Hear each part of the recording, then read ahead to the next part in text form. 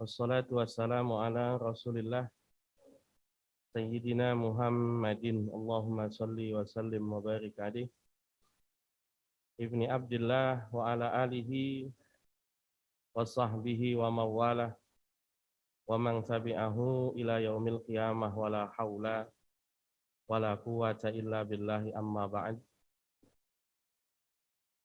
Rabbi syrah li sadri wa yassir li amri wa hlul uqdatam min lisani yafqahu qawli. Subhanaka la ilma lana illa ma 'allamtana innaka antal alimul hakim. Hadirin jamaah kajian zuhur Masjid Sari Asi yang mudah-mudahan dirahmati oleh Allah Subhanahu wa taala. Amin amin Allahumma amin. Alhamdulillah, pada malam hari ini kita bisa pada siang hari ini kita bisa sama-sama berkumpul, bermuajahah, beriktikaf. Mari sama-sama kita niati iktikaf kita ini dengan niatan thalabul ilm. Kita akan melanjutkan bahasan terakhir dari bab haji. Nanti kalau bab haji sudah selesai fikih ibadah, kita masuk ke fikih muamalah. Fikih muamalah yang menjelaskan hal-hal yang sifatnya transaksi. Kita baca teksnya dulu. Bismillahirrahmanirrahim. Aslun wa yahrumu 'alal muhrimi asyaratu asya'a. Haram bagi orang yang berihram 10 perkara. 1. Lubsul maqiti, mengenakan pakaian yang berjahit. Wa taghtiyatu ra'si minar rajuli, menutup kepala bagi laki-laki. Wal wajhi wal kaffaini minal mar'ati, menutup wajah dan 2 telapak tangan bagi perempuan. Wa tarjilu syi'ri, menyisir rambut. Wa halquhu, memotong rambut. Wa taqlimul azfari, memotong kuku. Wa tibu, memakai wangi-wangian. Wa qatlus saidi, membunuh binatang buruan. Wa aqdun nikahi, melakukan akad nikah. Wal wat'u fil farji, berhubungan suami istri. Wala yahruju minhu, dan dia wal mubasyaratu bi syahwatin, dan bersentuhan dengan syahwat, bermesraan. Wa fi jami'i zalika, dalam semua pelanggaran itu al fidyatu, ada fidyahnya. Illa aqdun nikahi, kecuali akad nikah. Fa innahu la yanaqidu, maka akad nikahnya tidak sah. Wala yubsiduhu, tidak merusak ihram. Illal wat'u fil farji, kecuali hubungan suami istri. Wala yahruju minhu bil fasadi, ia tidak keluar dari ihram sebab rusaknya. Wa man fatahul wuqufu bi Arafah, barang siapa yang ketinggalan wukuf di Arafah. Tahallala, ia tahallul bi amali umratin, dengan melakukan umrah. Wa alaihil qada'u wal hadyu, wajib baginya mengqadha dan menyembelih binatang hadyu. Wa man taraka ruknan, barang siapa yang meninggalkan rukun. Lam yahilla min ihramihi, tidak tahallul dari ihramnya. Hatta ya'tiya bihi, sampai ia mendatanginya. Wa man taraka wajiban lazimahud damu, barang siapa yang meninggalkan wajib haji, wajib baginya bayar dam. Wa man taraka sunnatan, barang siapa yang meninggalkan sunnah. Lam yalzamhu bitarkiha syai'un, tidak wajib sebab meninggalkannya satu apapun. Jadi ada larangan-larangan ihram ya. Kita akan bahas mana yang khusus laki-laki, mana yang khusus perempuan, mana yang berlaku umum laki-laki dan perempuan. Yang pertama, larangan ihram untuk laki-laki memakai pakaian yang berjahit. Memakai pakaian yang berjahit. Apa yang dimaksud pakai pakaian berjahit? Ini kadang-kadang orang suka bingung. Maksudnya pakaian berjahit itu apa? Pakaian yang berjahit itu adalah pakaian yang dibentuk untuk menutupi, ya, membentuk anggota tubuh tertentu. Misalnya celana. Celana dijahit untuk menutupi celana. Baju dipakai, dijahit untuk menutupi badan misalnya. Lalu sama hal-hal yang lain juga ya. Jadi yang dimaksud dengan pakaian berjahit itu yang semacam itu. Jadi tidak dipahami meskipun dijahit, tapi kalau tidak nyambung begitu, tidak nutupi anggota tubuh tertentu begitu, tidak membentuk pola tertentu, kita tidak anggap berjahit begitu ya. Jadi yang nggak boleh itu terbatas, ya pakai apa namanya celana, pakai sarung kan, ada polanya, pakai baju ada polanya. Sebagian bapak-bapak kadang ada yang nanya, boleh enggak pakai, mohon maaf, daleman begitu, boleh apa enggak begitu. Sebab kadang-kadang orang agak khawatir juga begitu, agak khawatir juga. Karena pergi haji lumayan lama. Kalau kita hitung-hitung dari tanggal 8 sampai tanggal 10-11 itu bisa 3 hari hanya pakai sehelai kain yang dililitkan di bawah dan sehelai kain yang dilampirkan di pundak begitu ya. Kalau dalaman itu dijahit membentuk pola, maka haram, nggak boleh dipakai. Tapi kalau dalamannya tidak dijahit, contohnya kayak apa? Kayak popok, ya popok. Jadi ada namanya popok buat orang ihram, itu ada popok itu. Sebab dia bentuknya kain, nggak nyambung. Dia bentuknya kain. Lalu kemudian apa? Dipakai karena khawatir misalnya kain ihram yang di bawahnya terbuka, itu nggak masalah. Tapi kalau yang sifatnya mohon maaf celana dalam pada umumnya, itu masalah. Jadi yang disebut memakai pakaian yang berjahit itu adalah pakaian yang dibuat untuk membentuk pola tertentu ya. Sarung, celana, baju dan yang lain-lain gitu ya. Jadi kalau tadi modelnya kayak popok yang diikat begitu, berarti kan dia tidak dijahit, itu masih boleh, nggak apa-apa, nggak ada masalah. Yang kedua, memakai penutup kepala, itu nggak boleh.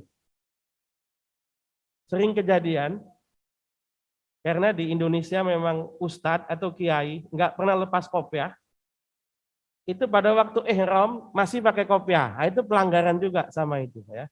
Pelanggaran ya, nggak boleh laki-laki pakai penutup kepala. Nutupi wajah juga nggak boleh. Masker bagaimana? Penggunaan sesuai dengan kebutuhan itu nggak apa-apa, nggak ada masalah ya. Penggunaan sesuai dengan kebutuhan itu nggak apa-apa. Memakai sepatu yang menutupi mata kaki. Nabi perintahnya orang ihram itu pakai sendal, kata Nabi begitu, pakai sendal. Jangan pakai sepatu.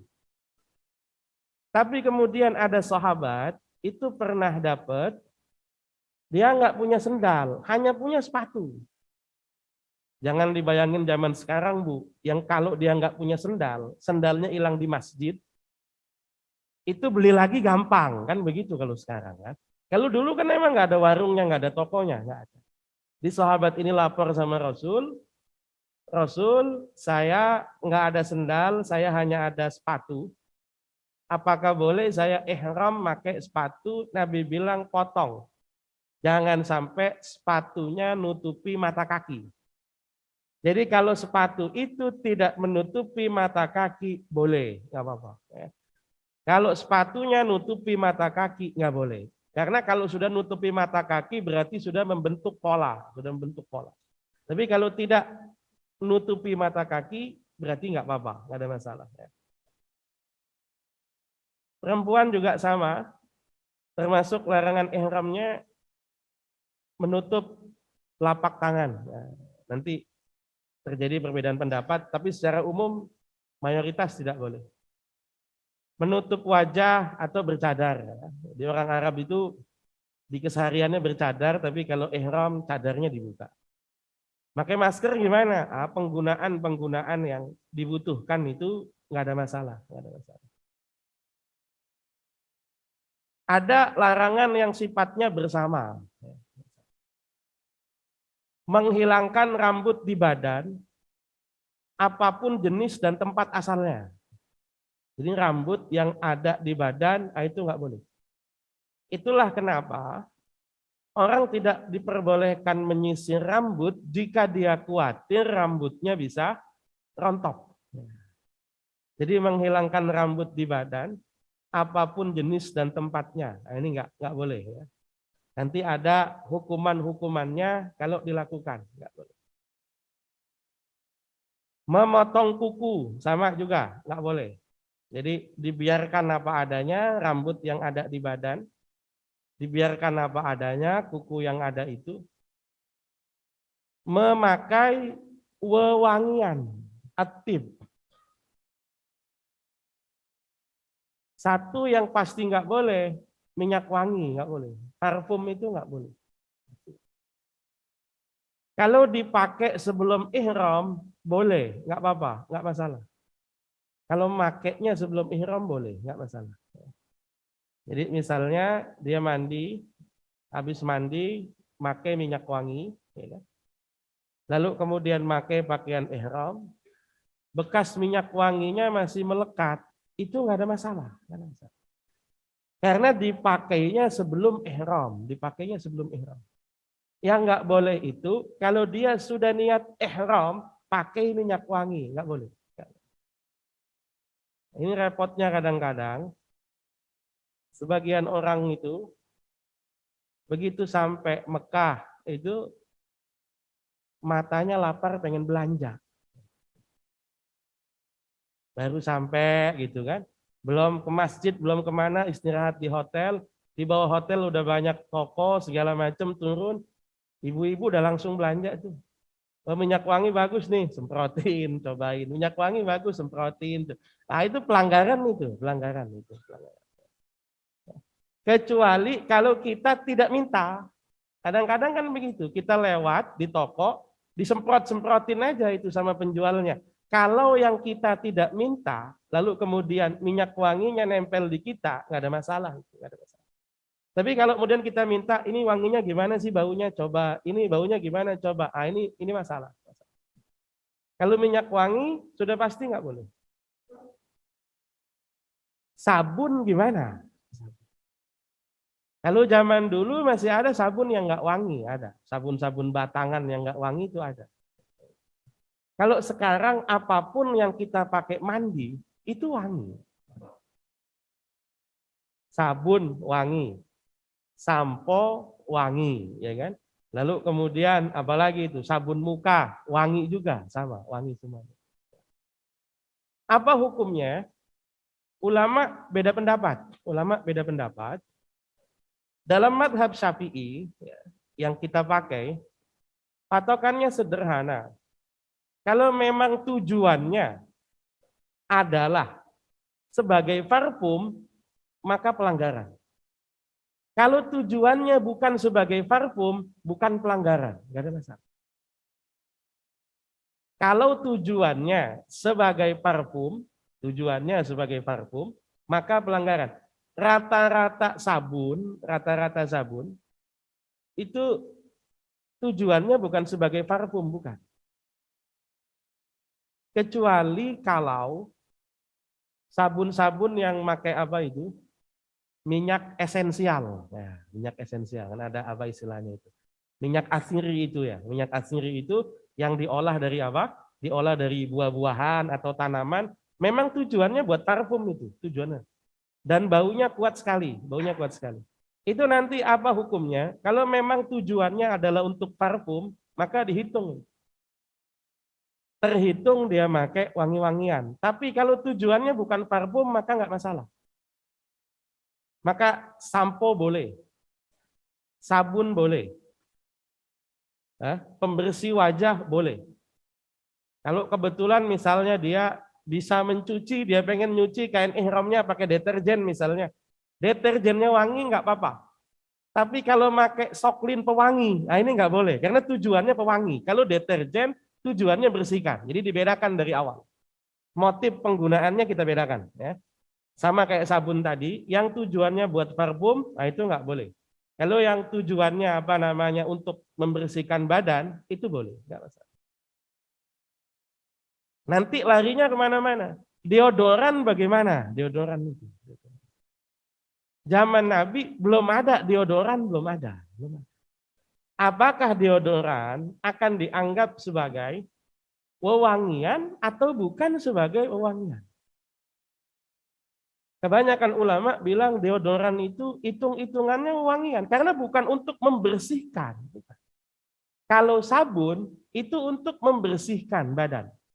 Tapi kalau deodoran itu untuk menghilangkan bau badan. Berarti fungsinya fungsi parfum. Jadi deodoran itu masuk di situ. Meskipun ada sebagian kecil ulama, itu bukan parfum itu, nggak apa-apa itu ya. Tapi kalau apa namanya kebanyakan itu bilangnya begitu. Kalau sabun untuk membersihkan badan, tapi kalau deodoran itu adalah untuk menghilangkan bau badan. Itu fungsinya fungsi parfum. Belum lagi kalau kita lanjutin tisu basah. Kalau tisu basah, alhamdulillah sekarang sudah ada yang non parfum, non alkohol, nah, sudah ada, aman itu ya kan. Tapi seandainya dia pakai tisu basah yang apa namanya mengandung parfum itu bagaimana? Kalau tujuannya bukan sebagai parfum nggak masalah. Tapi kalau tujuannya sebagai parfum maka itu yang nggak boleh. Ya, itu nggak boleh. Bermesraan dengan syahwat. Bermesraan itu beda dengan berhubungan suami istri. Kalau berhubungan suami istri, mohon maaf, terjadi hubungan seksual.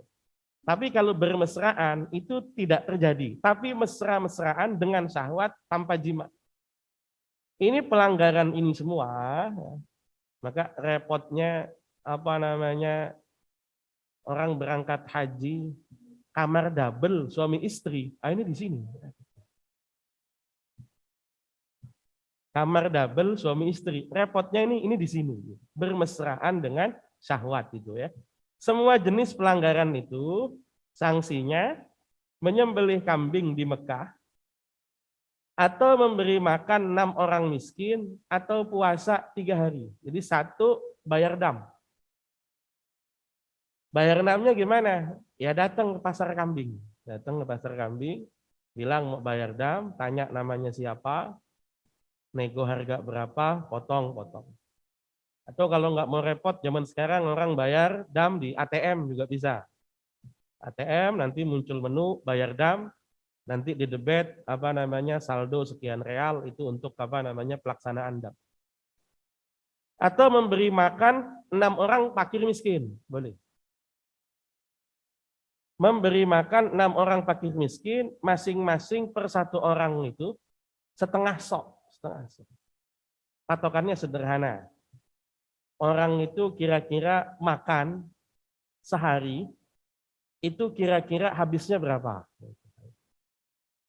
Anggap misalnya 15 real, misalnya begitu. Sehari dia apa namanya makan 15 real, anggaplah.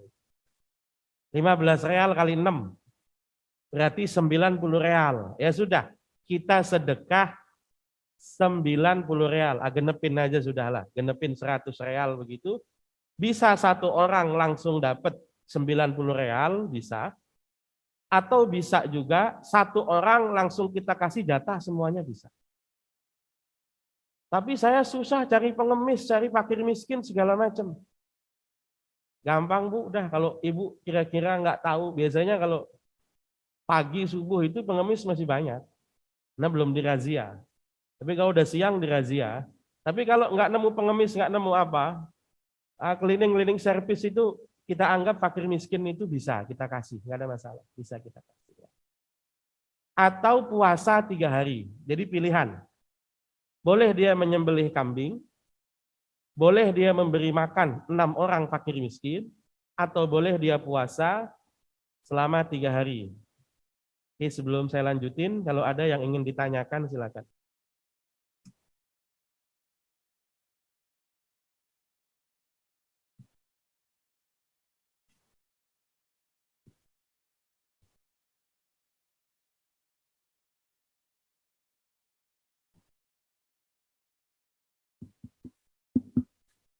Baik, ibu-ibu ada yang bertanya? Ngecung aja.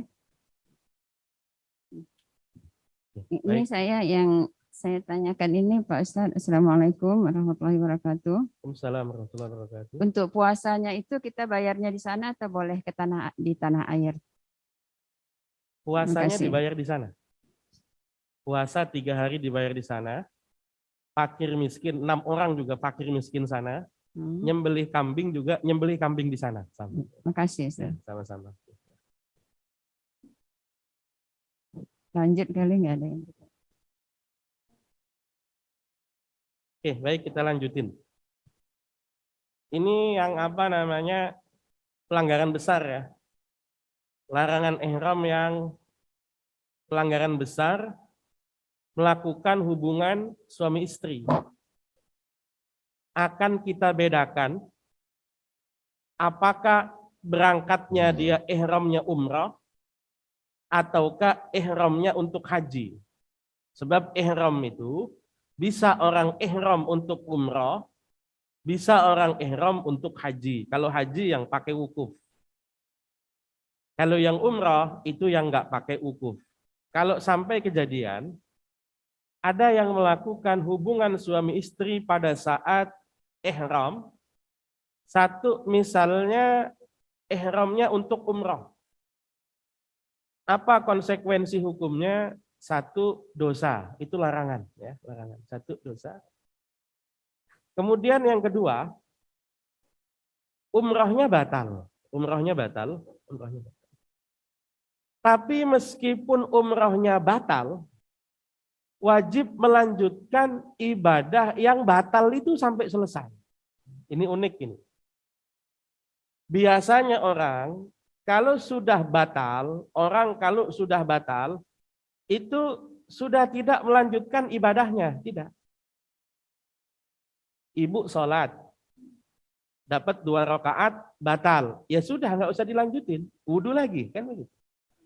Ibu tawaf, dapat 4 putaran, batal. Ya nggak usah dilanjutin, kita kemudian wudhu lagi. Tapi pada saat ihram, itu mirip dengan puasa. Puasa itu ada beberapa kasus di mana orang puasanya dianggap batal, tapi masih wajib nahan diri sampai maghrib. Ada beberapa kasus itu, puasa itu. Misalnya orang yang puasa lupa niat. Biasanya yang nggak terawih, lupa niat. Kalau yang malamnya terawih, niatnya aman. Karena dituntun sama imam sebelum pulang. Lupa niat, sahurnya sahur, nambah malah, tapi nggak niat. Itu nanti konsekuensinya, puasanya dianggap batal, tidak terhitung sah, tapi nggak boleh makan sampai maghrib, nggak boleh makan. Nanti wajib mengqadha. Mirip misalnya ibu-ibu datang bulan, puasanya dianggap batal, tapi kemudian apa? Imsak, tidak makan sampai, nggak makan sampai maghrib. Mirip dengan itu. Orang yang umroh, misalnya kasusnya bagaimana? Dia berangkat umroh sampai bandara Jeddah. Dari Jeddah misalnya dia ke Mekah. Sampai Mekah misalnya malam. Udah pakai pakaian ihram. Tawafnya pengen besok, istirahat dulu. Nah ini riskannya kamar-kamar yang double nih begini. Maka malamnya kemudian apa? Berduaan suami istri. Wallahu a'lam bishawab. Nah, kejadian misalnya itu nanti apa? Umrahnya batal, tapi masih wajib tawaf. Tawafnya lanjutin, sa'inya lanjutin, tahallul, ulangi umrah lagi, berangkat ke Tan'im, lalu nanti wajib menyembelih kambing atau domba. Wajib. Kalau ini dilakukan pada saat umrah, itu hanya menyembelih kambing atau domba. Yang repot itu kalau ihram haji. Orang ihram haji misalnya, belum sempat tahallul. Baru pulang dari Arafah, masih di Muzdalifah. Melontar belum, tawaf ifadah juga belum tahallul. Lalu kemudian melakukan hubungan suami istri, efek hukumnya satu, dosa. hajinya batal, tapi tetap lanjut tawaf, lanjut lempar jumroh, lanjut mabit di Mina, lanjut semua pekerjaan, wajib mengkodok di tahun depan. Tahun depannya nyembelih onta, tahun depannya. Onta. Makanya hati-hati nih ya. Ya onta lumayan juga gitu loh ya, onta lumayan juga. Ini jika dilakukan sebelum tahallul awal, sebelum tahallul awal. Artinya apa? Prosesi ibadah haji sama sekali belum selesai, sama sekali belum selesai. Dia baru berhenti sampai di Muzdalifah atau Mina, melempar jumrahnya belum, tawaf ifadohnya belum, itu nanti ini urutannya, dosa, hajinya batal, tetap melanjutkan ibadah haji yang batal sampai selesai, mengkodok hajinya di tahun mendatang, menyembelih unta atau sapi saat tahun depan kodok haji. Yang repot nih yang nomor dua. Sudah tahallul awal. Artinya apa? Patokannya orang bebas segala-galanya kalau sudah 3 hal. 1, dia sudah lempar jumrah. 2, dia sudah tawaf ifadah, sudah tawaf.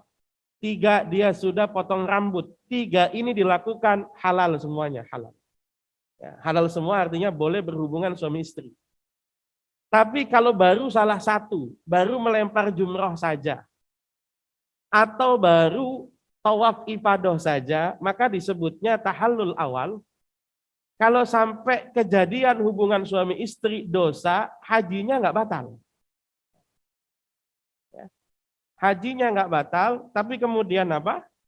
Dia menyembelih kambing atau domba atau puasa, berpuasa 3 hari, atau memberi makan 6 orang fakir miskin, wajib keluar ke tanah halal untuk kembali ihram, melaksanakan tawaf ifadah. Ini lebih ringan daripada yang awal itu. Nanti akan dibahas. Kalau sampai dia nggak sanggup beli onta tuh gimana? Kalau dia nggak sanggup beli onta, maka dia puasa.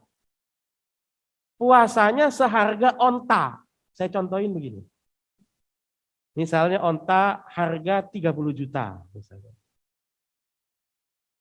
Puasa dia 1 hari menggantikan 1 mud misalnya. Anggaplah 1 mud itu misalnya menggantikan 10.000 misalnya. Jadi dari 10.000 itu 100 hari baru 1 juta. 100 kali 3.000 hari itu 3.000 hari. 8 tahun puasa itu sebagai apa? Sebagai ganti kodok apa? Dia nggak sanggup menyembelih onta. Maka hati-hati sekali ini, hati-hati sekali. Hubungan suami istri itu halal, tapi pada saat puasa efeknya besar, ya ada kafaratnya. Demikian pula pada saat apa namanya umrah ataupun haji. Ya. Larangan ihram yang lain. Berburu hewan darat. Selain binatang ternak dan binatang buas berbahaya. Bapak Ibu kalau ke sana ngelihat burung dara banyak bener itu. Kalau Ibu demen makan burung dara di pecel lele, cocok itu. Tinggal ambil itu. Yang jadi masalah itu nggak boleh itu. Resikonya, kalau sampai dia berburu hewan darat,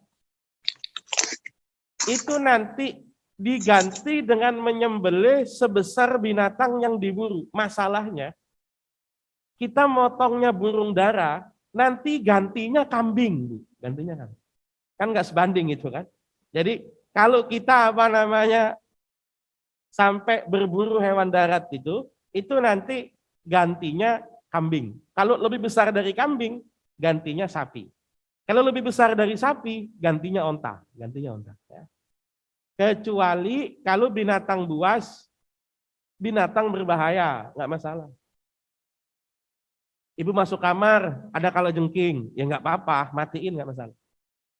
Ibu masuk kamar, ada ular misalnya, ya dimatiin nggak apa-apa, nggak ada masalah ya. Tapi kalau hewan darat selain binatang ternak dan selain binatang buas, maka nanti hukumnya adalah dia menyembelih hewan yang ditentukan. Jadi kalau kayak burung dara tadi, itu dia gantinya adalah ganti kambing.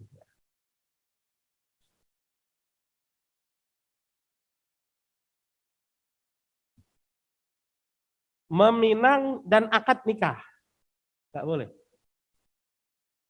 Ngelamar nggak boleh, ngelamar nggak boleh. Menikahkan nggak boleh, ya, jadi wali nikah nggak boleh. Menikah, jadi pengantennya juga nggak boleh, sama. Masa nunggu 3 hari nggak bisa? Bisa lah nunggu 3 hari. Bisa, ya. Jadi dia melamar dia nggak boleh. Kemudian lagi apa namanya? Menikahkan juga nggak boleh. Menikah juga nggak boleh. Efek hukumnya, 1, dosa. Yang kedua, lamaran atau akad nikahnya tidak dianggap sah. Nggak sah. Meskipun terjadi perbedaan pendapat. Ada perbedaan pendapat, ada salah satu hadis, itu perselisihan apakah Nabi ketika menikah dengan ada salah satu istrinya Nabi namanya Maimunah bintil Haris. Apakah Nabi ketika menikah dengan Maimunah dalam keadaan sudah tahallul apa dalam keadaan masih ihram? Itu beda pendapat. Ibnu Abbas bilang bahwa Nabi saat menikah dengan Maimunah itu masih dalam keadaan ihram. Ibnu Abbas ini ponakannya Maimunah, ponakannya. Dan Ibnu Abbas bilang, Nabi waktu nikah dengan bibi saya, Nabi dalam keadaan ihram. Masalahnya nanti, ketika kejadian akad nikah itu, Ibnu Abbasnya masih kecil. Maimunahnya sendiri bilang, saya dinikahi Nabi, Nabi sudah tahallul. Budaknya Nabi sendiri yang namanya Abu Rafi bilang, saya dinikahi, Maimunah dinikahi oleh Rasul, Rasul sudah tahallul ya. Jadi mayoritas ulama bilang menikah tidak sah, dosa. Tapi ada satu pendapat dari madhab Hanafi, nikahnya sah. Tapi hubungannya yang nggak boleh, hubungan suami istrinya nggak boleh. Tapi nikahnya sah, nikahnya sah. Memotong tumbuhan, sama ya, memotong tumbuhan atau pohon di tanah haram Mekah, sama, nggak boleh itu. Jadi apa namanya, kalau ada benda-benda yang ada di Mekah itu tidak bisa dimiliki dengan cara penemuan, nggak bisa. Dalam fikih itu ada yang namanya luqatah. Sudah pernah kita bahas pada waktu bab zakat. Kalau ibu-ibu ingat ada zakat namanya zakat harta karun. Harta karun itu adalah sesuatu yang kita temukan yang kira-kira pemiliknya sudah beberapa generasi yang lalu. Itu harta karun namanya. Tapi kalau kita nemu harta yang pemiliknya kira-kira masih hidup, ya itu salah nyimpen namanya, salah nyimpen. Jadi kalau sudah meninggal, peninggalan zaman Majapahit, itu namanya harta karun. Secara fikih, harta karun itu bisa dimiliki, dibayarkan zakatnya. Tapi kalau hukum negara nggak boleh, karena nanti menjadi milik negara. Ada yang namanya penemuan. Kita kalau nemu sesuatu, sudah diumumkan dan tidak ada yang ngaku, tidak ada yang mengklaim sebagai pemiliknya, maka boleh kita miliki, boleh, nggak ada masalah. Misalnya ibu-ibu nemu dompet, misalnya. Nemu dompetnya di tempat umum, ya, di pasar, di masjid, di mana, itu namanya nemu, harus diumumkan dulu. Kalau nemunya di rumah orang, itu bukan nemu namanya. Saya nemu dompet, di mana waktu namu? Ya bukan itu punya pemilik rumah berarti. Ya. Jadi syaratnya disebut penemuan itu kalau dia nemunya di tempat umum. Kalau kita nemu di tempat umum, nanti akan kita umumkan. Barang siapa yang merasa kehilangan dompet di sini, silakan hubungi kami. Kalau orangnya datang, nanti ditanya-tanya infonya. Dompet kamu yang hilang warna apa? Warna coklat. Oh berarti bukan punya kamu. Bukan. Emang yang ditemukan warna apa? Ya nggak usah nanya. Pokoknya kalau punya situ warna coklat, berarti bukan. selama nggak ada yang datang selama setahun, maka bisa apa? Maka bisa dimiliki. Tapi nunggu setahun dulu, Bu, nunggu setahun. Jangan baru dapat 2 jam dompetnya langsung dipakai belanja.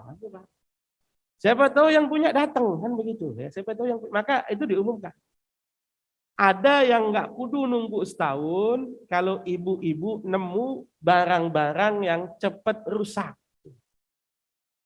Ibu nemu nasi padang, nasi bungkus. Nggak usah nunggu setahun, nggak usah nunggu setahun. Makan, kalau yang punya datang ganti, patokannya begitu. Nah, itu berlaku di luar tanah suci, di luar tanah suci. Di Mekah itu nggak bisa, di Mekah nggak bisa. Jangan di Mekah, ibu berangkat umroh atau haji, di jalan nemu dompet, alhamdulillah rezeki anak soleh, haram itu diambil, nggak boleh, nggak boleh. Kalau di luar Mekah, asal diumumkan dan tidak ada yang ngaku, sesudah setahun bisa dimiliki, bukan cuma dimiliki, diwariskan bisa, karena sudah milik kita. Sudah milik kita. Halal, halal dengan syarat memang diumumkan dan tidak ada yang ngaku. Kalau di Mekah nggak bisa, kalau di Mekah nggak bisa itu, motong tumbuhan nggak boleh, motong pohonan nggak boleh. Nah nanti apa? Kalau sampai ada pohonan yang dipotong, ibu lewat situ, wah ada bunga bagus ini misalnya. Atau ibu di Arafah itu main potes-potes apa pohon itu mohon maaf itu pohonnya kecil, gantinya kambing atau domba. Pohonnya besar, gantinya onta itu, Bu, gantinya onta itu. Hati-hati itu, jangan masalah potes-potes saja itu. Jangan ngambil daun oleh-oleh dari tanah suci, bukan itu ya. Nggak bisa itu ya, dalam keadaan ihram dia nggak boleh ya, nggak boleh. Oke.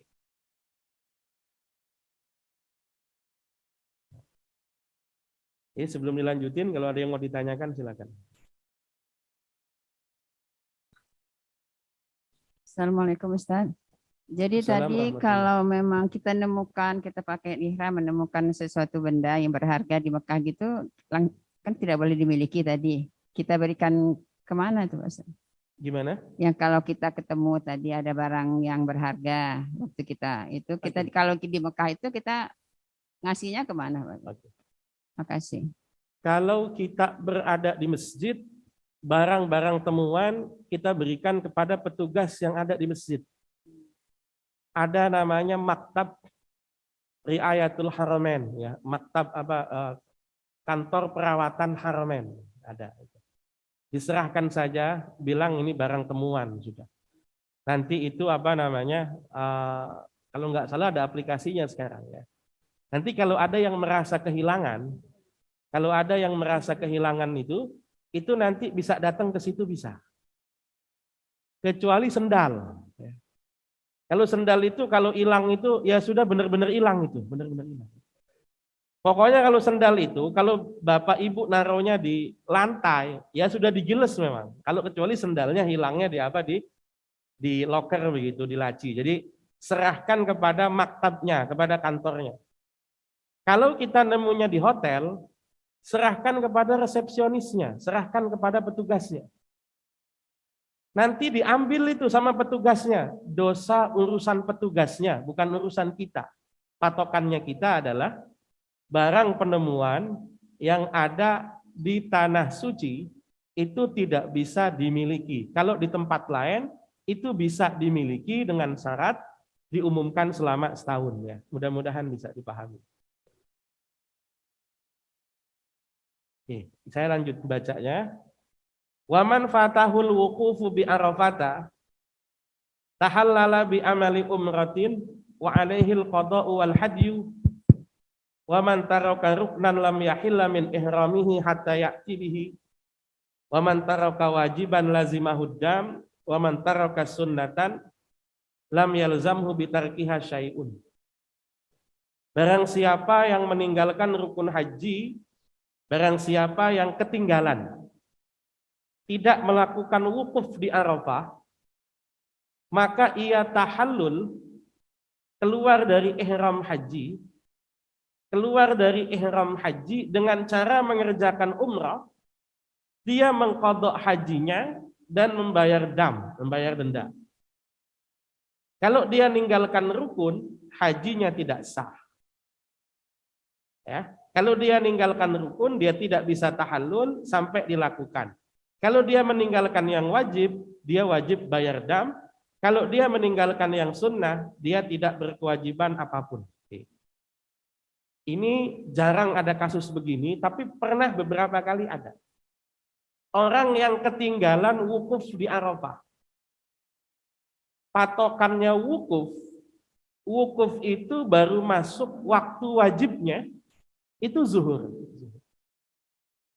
Cuma karena ngatur orang itu susah, biasanya dari malam itu sudah di drop, orang sudah berada di Arafah, biasanya begitu. Wajibnya wukuf itu mulai zuhur.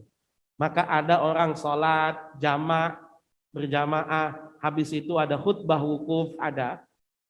Kalau sampai tidak melakukan wukuf, datang malam masih bisa enggak? Datang malam masih bisa.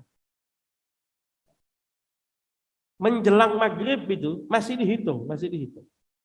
Tapi patokannya kalau sudah lewat tanggal 9, patokannya. Jadi kalau sudah lewat maghrib, itu nanti berarti dia sudah tidak melakukan wukuf lagi, tidak. Alhamdulillah. Tidak melakukan wukuf lagi. Ini ada beberapa kasus.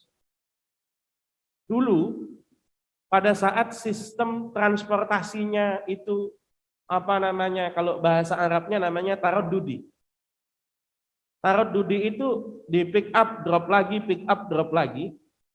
Itu yang maktab terakhir itu baru sampai di Arafah malam takbiran. Pernah kejadian.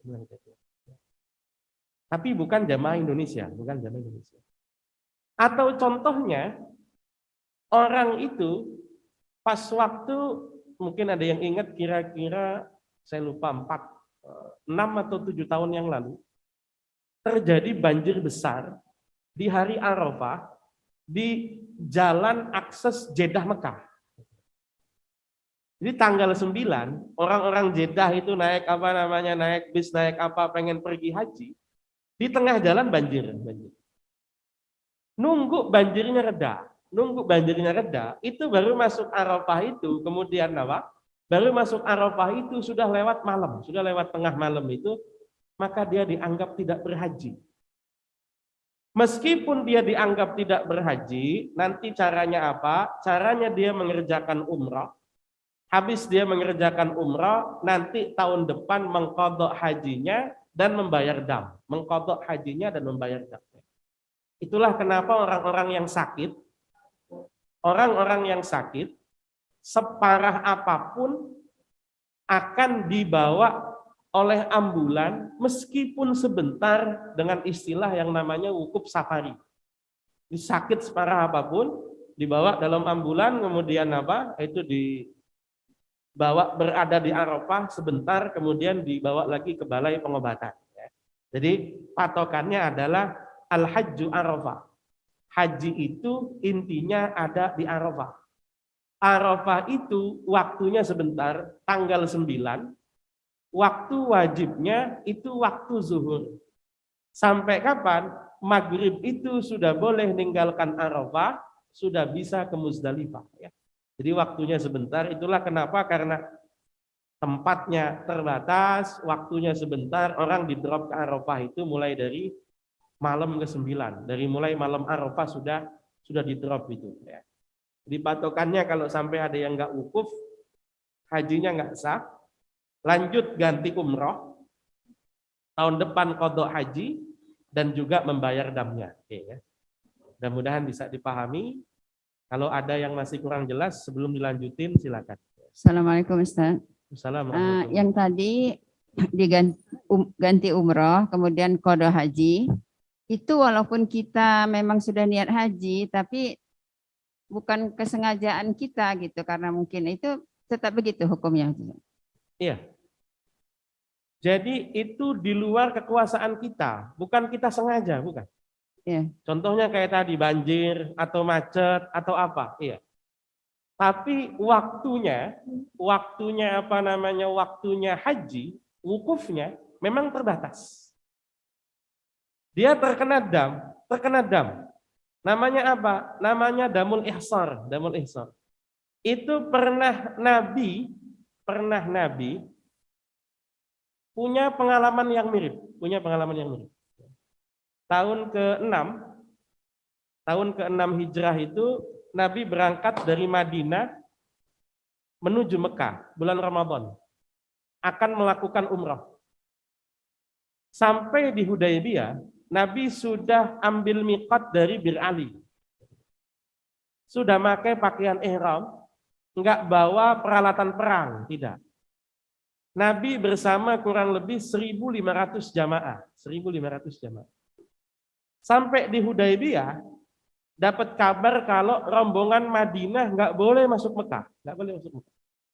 Ibu-ibu mungkin kalau ada yang pernah ziarah ke peternakan onta, diajak ke Hudaybiyah, nah itu di masjid itu Nabi tertahan itu, Masjid Hudaybiyah. Tempat berlakunya Bai'atur Ridwan. Itu Nabi kemudian apa? Nabi kemudian tidak diizinkan masuk Mekah, itu bukan kehendaknya Nabi, bukan.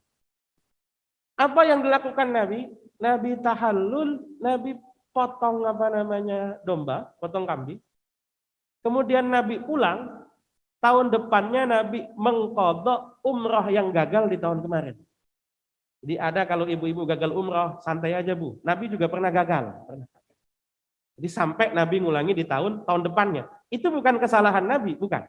Tapi tetap terhitung sebagai apa?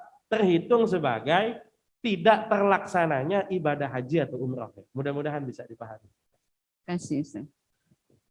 Assalamualaikum.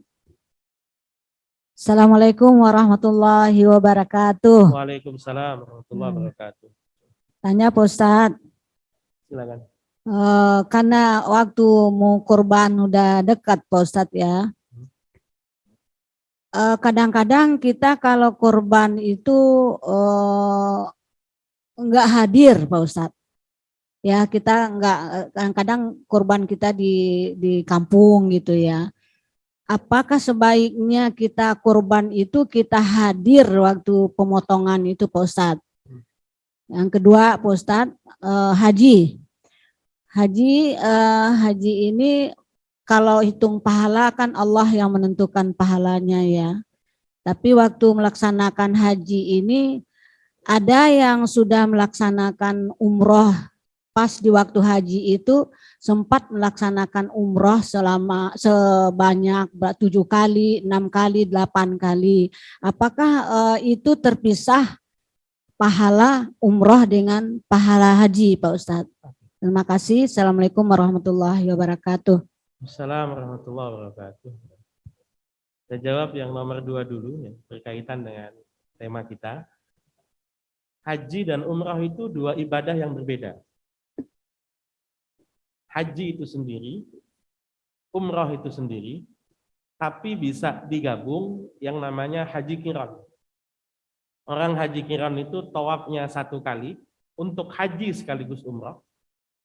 Sa'inya 1 kali untuk haji sekaligus umrah.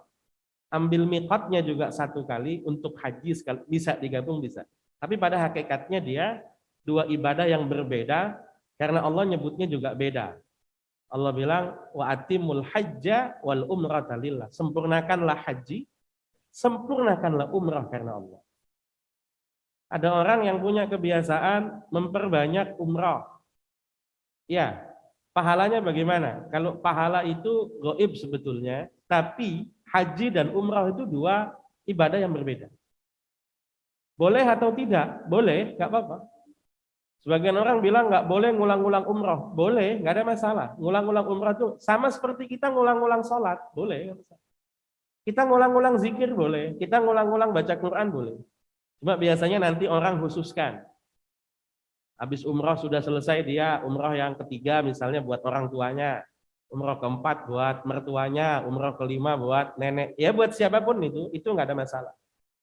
Berarti kalau diniatin buat neneknya dia nggak dapat pahala dong. Pahala tetap dapat, tapi urusannya Allah ya. Porsinya berapa itu urusannya Allah. Itu yang pertama. Kemudian yang kedua masalah kurban. Kurban itu hukumnya sunnah. Meskipun menurut Imam Abu Hanifah kurban itu hukumnya wajib. idealnya yang kurban itu yang motong, itu idealnya.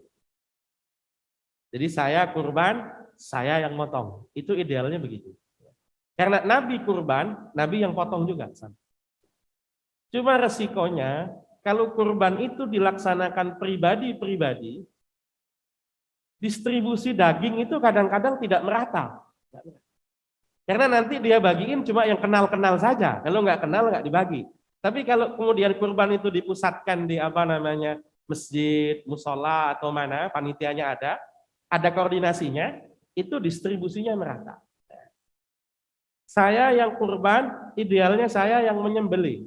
Bagaimana kalau saya nggak bisa nyembelih? Boleh mewakilkan, boleh. Rasul itu pernah menyembelih 100 onta. Yang Rasul potong 63. Ali bin Abi Thalib dipasrahin sisanya 37. Padahal Ali bin Abi Thalib itu perkasa sekali, kuat sekali. Tapi Ali bin Abi Thalib itu hanya sanggup 37, Nabi sampai 63. Karena onta yang akan disembelih oleh Nabi itu datang sendiri nyodorkan lehernya. Motong onta itu beda dengan motong sapi.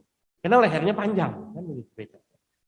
Itu kemudian 63 itu menjadi semacam pesan bahwa umur Nabi 63 tahun, semacam pesan. Bagaimana kalau dia nggak bisa motong, misalnya seperti Fatimah. Fatimah itu berkurban, tapi bukan Sayyidah Fatimah yang potong. Suaminya, Ali bin Abi Thalib yang potong, tapi Rasul bilang apa? Qumi fa'ashidiha. Fatimah, pergi, lihat bagaimana hewan kurbanmu dipotong. Kalau masih memungkinkan untuk melihat prosesi penyembelihan hewan kurban, lihat. Wah, saya lagi repot, lagi di rumah. Zaman sekarang gampang. Suruh video call aja, video call. Dia pakai WA begitu. Atau anak-anak muda ada yang streamingan ya, streamingan. Yang penting prosesi penyembelihan kurbannya itu disaksikan oleh yang kurban. Hukumnya nggak wajib, hukumnya sunnah. Mudah-mudahan bisa dipahami. Mudah-mudahan bisa dipahami. Silakan yang mau bertanya lagi. Assalamualaikum warahmatullahi wabarakatuh. Waalaikumsalam warahmatullahi wabarakatuh. Ustadz, sekarang kan beberapa binatang korban itu ada yang menderita PKM. Ini bukan maksud binatang yang dijual ya. Nah, bagaimana hukumnya? Apakah boleh untuk kurban? Makasih. Assalamualaikum warahmatullahi wabarakatuh. Bismillahirrahmanirrahim. Hewan kurban itu harus hewan yang sehat. Beberapa kriteria hewan yang sehat itu ada yang ditetapkan oleh Rasul. Rasul bilang tidak boleh berkurban dengan hewan yang buta total atau buta sebelah. Rasul bilang juga nggak boleh berkurban dengan hewan yang kupingnya terpotong. Rasul bilang juga nggak boleh berkurban dengan hewan yang kurus sekali. Nanti ada yang jadi perdebatan. Kurban dengan hewan yang dikebiri boleh apa enggak? Kebanyakan ulama bilang boleh, enggak apa-apa. Jadi kalau cuma dikebiri enggak apa-apa. Kurban yang hewan yang terpotong buntutnya, itu boleh apa enggak? Itu beda pendapat, tapi masih ada yang memperbolehkan, masih ada. Bagaimana kurban dengan hewan yang tanduknya patah? Tanduknya patah itu masih boleh. Zaman sekarang ada ramai wabah ini, PMK ya, penyakit mulut dan kuku, yang bikin hewan itu nggak bisa bangun berdiri, nggak bisa makan, gitu, sampai kekurangan gizi kemudian dia mati. Gitu. Ini sudah sempat dibahas beberapa kali. Nanti itu akan dikategorikan, ada kategori ringan, ada kategori sedang, ada kategori berat. Yang kategori ringan ini yang memang ada luka di mulut atau kaki, tapi masih beraktivitas seperti biasa. Itu masih sah, kurbannya sah.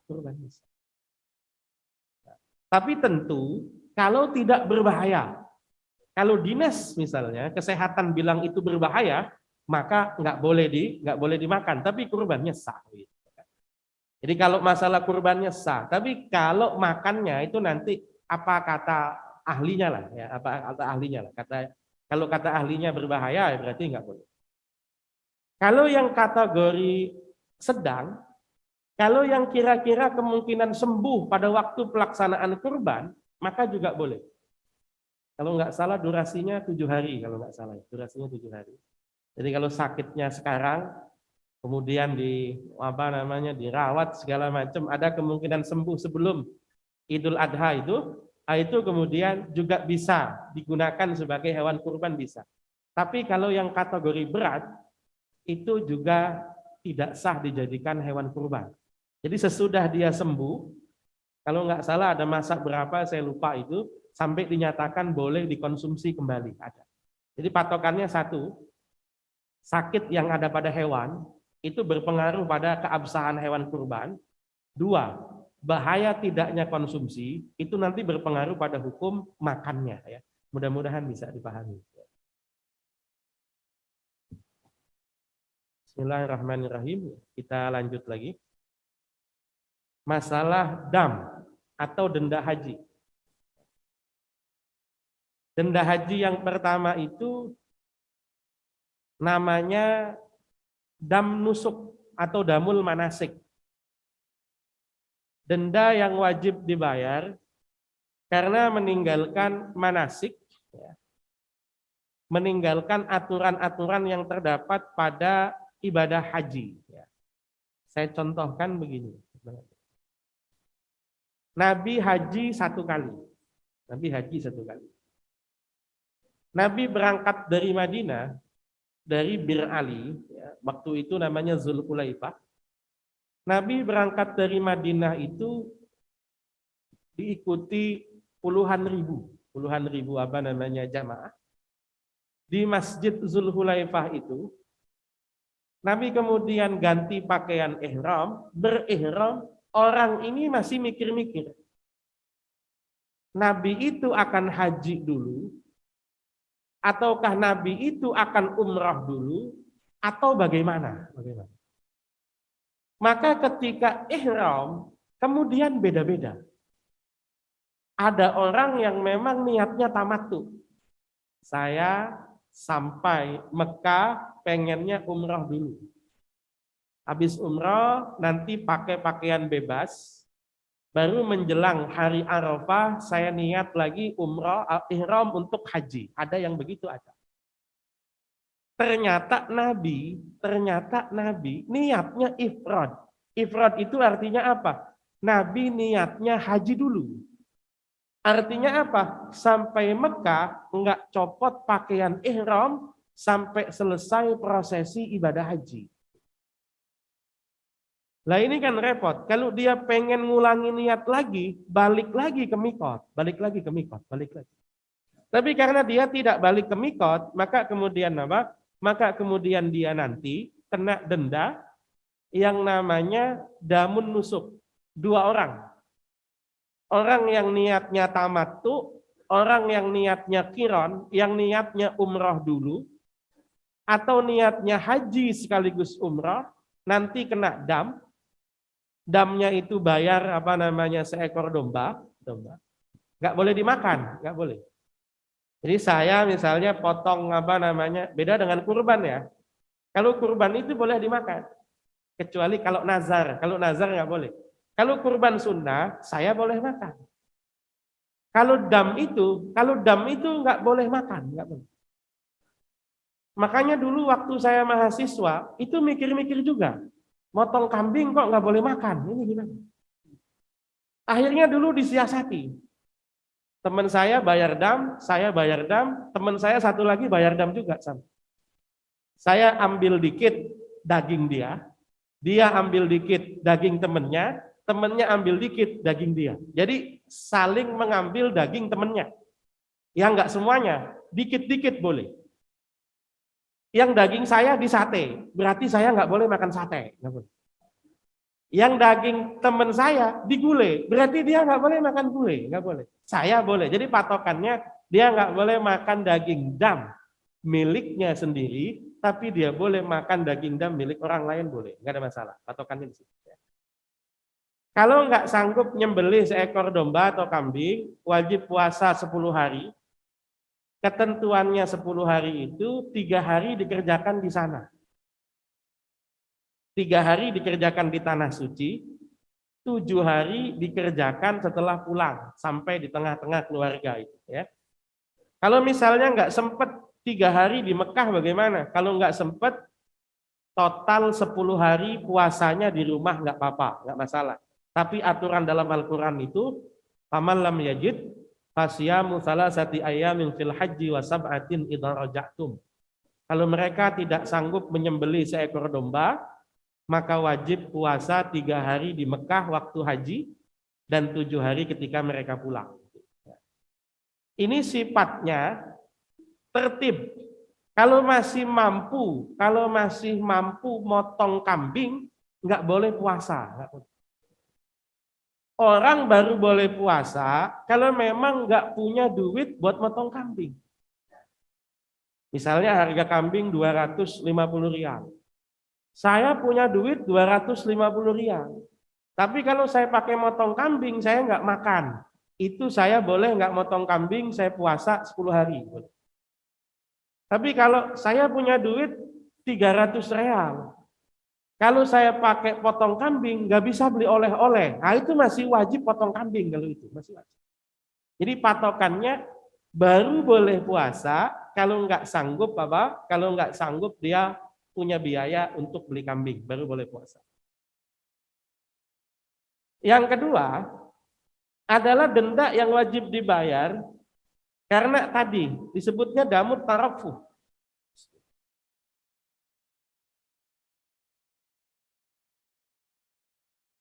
Damut tarafuh itu apa? Denda yang wajib dibayar karena melakukan pelanggaran cukur rambut pakai wangi-wangian misalnya. Cukur rambut, potong kuku, dan yang lain-lain itu nanti boleh milih. Boleh motong kambing, boleh puasa 3 hari, boleh sedekah 3 sok untuk 6 orang fakir miskin. Jadi boleh milih dari awal. Ya, tidak seketat yang pertama. Kalau yang pertama, kalau masih mampu beli kambing, wajib kambing. Kalau nggak mampu, nggak punya uangnya, baru puasa 10 hari. Kalau yang kedua, yang gara-gara dia pakai minyak wangi, gara-gara dia nggak pakai baju ihram, banyak kasus ya, banyak kasus. Saya pernah punya kasus mirip itu. Berangkat dari Jeddah ke Mekah. Sampai hotel nggak langsung tawaf. Ada bapak-bapak ini turun ke bawah, lihat-lihat gamis, lihat-lihat jubah. Dia pakai pakaian ihram, penjualnya nggak tahu, disangkanya sudah selesai ihram. Maka dia nanya, harga gamis ini berapa, jubah ini berapa? 60 real. Dia beli, langsung dipakai sama dia. Ketemu sama saya langsung senyum-senyum, gimana Ustaz? Udah kayak Arab apa belum? Katanya. Kata saya cakep, tapi kambing kata saya ini urusannya ini. Ini patokannya apa? Dia bayar dam, tapi bisa punya pilihan lain. Dia boleh potong kambing, dia boleh puasa 3 hari, atau dia boleh sedekah sebanyak 3 sok makanan pokok kepada 6 orang miskin. 6 orang miskin. Yang ketiga, ini kasus yang tadi. Denda yang wajib dibayar karena terkepung oleh musuh atau terhalang jalan melakukan haji karena begal. Ya kalau zaman sekarang udah nggak jarang kasusnya ya, kecuali kasus-kasus bencana alam begitu. Tapi kalaupun itu terjadi, patokannya adalah orang yang ihram itu tahallul, potong rambut, dan harus menyembelih seekor domba. Ini saya ingat kasus yang tadi Hudaybiyah. Ada satu peristiwa menarik di situ. Jadi pada waktu Nabi terhalang nggak boleh umroh di Hudaybiyah itu Nabi mengutus Utsman bin Affan supaya melakukan nego dengan orang Quraisy. Negonya tidak tercapai, ada isu kalau Utsman bin Affan itu disandra, ditahan. Nabi minta pendapat kepada para sahabatnya. Kata sahabat-sahabat yang lain, jumlah kita banyak Rasul. 1.500 orang. Meskipun nggak bawa peralatan perang, pedang itu dibawa. Peralatan perang yang lain nggak ada, tapi pedang dibawa. Pikiran sahabat dengan 1.500 orang ini bawa pedang semua, nyerbu Mekah itu masih bisa. Tapi Nabi bilang, coba diteliti, kalau masih ada jalan untuk melakukan perdamaian, kita akan melakukan perdamaian saja. Maka terciptalah perdamaian, perjanjian yang disebut sebagai perjanjian Hudaibiyah. Isinya merugikan Nabi semua. Satu, yang pertama isinya adalah melakukan gencatan senjata selama 10 tahun. Ini nggak masalah. Isi yang kedua, kalau ada orang Mekah, orang Quraisy Mekah, masuk Islam, hijrah ke Madinah, tanpa izin dari keluarganya, maka Rasul harus mengembalikan orang itu. Jadi ada kasus, orang sesudah perjanjian itu, masuk Islam, hijrah ke Mekah, keluarganya nggak terima, itu minta diekstradisi, dikembalikan. Sebaliknya, kalau ada orang Islam di Madinah murtad, kemudian dia kembali ke Mekah, meskipun tanpa izin keluarganya, Rasul nggak boleh narik kembali orang itu, nggak boleh. Ini nggak nguntungin sama sekali. Umar bin Khattab kecewa sekali ketika Nabi tanda tangan perjanjian ini, kecewa sekali. Perintahnya Rasul waktu itu, Rasul kumpulkan orang, kata Rasul, umrah kita gagal sampai di sini, kita tahallul, potong rambut, kita sembelih kambing, kita pulang. Rasul ngomong seperti itu, pernah kejadian nggak ada satu sahabat yang langsung potong rambut dan langsung potong kambing, nggak ada. Semuanya masih kecewa. Seandainya kita nyerbu, kita masih bisa menang. Rasul waktu itu bersama dengan istri yang namanya Ummu Salamah. Jadi Rasul itu karena istrinya banyak, setiap mau pergi itu diundi dulu. Jadi ini pergi sama Aisyah, besok pergi sama siapa. Kebetulan pergi dengan Ummu Salamah. Kalau ibu kan pergi ikut suami nggak pakai diundi-undi ya. Nah itu apa namanya? Itu kemudian Rasul curhat sama Ummu Salamah, istrinya itu. Kata Rasul begini, sahabat-sahabatku kok udah nggak taat lagi kepadaku. Kecewa mereka boleh kecewa, tapi kenapa kok mereka saya perintahkan untuk tahallul, potong rambut, saya perintahkan menyembelih domba, tapi kok nggak ada yang nurut, nggak ada. Ummu Salamah itu istrinya Rasul nenangin Rasul. Udah, nggak usah dipikirin. Pokoknya Rasul keluar, perlihatkan di hadapan mereka, Rasul potong rambut, kemudian Rasul potong kambing. Rasul nggak usah ngomong. Maka Rasul keluar. Ketika Rasul keluar, Rasul langsung nyuruh orang, panggil, potong rambut saya. Potong rambutnya, nggak lama ambil dombanya, potong dombanya. Ketika ngelihat Nabi potong rambut, semua 1.500 orang potong rambut semua. Jadi bisa kita pahami apa? Yang ketiga ini denda, dam yang wajib dibayar, terkepung oleh musuh, atau terhalang, kita nggak bisa melanjutkan ibadah haji, maka orang itu tahallul, tapi juga menyembelih seekor domba. Tinggal 2 dam lagi, kalau ada yang mau ditanyain, tafadhol.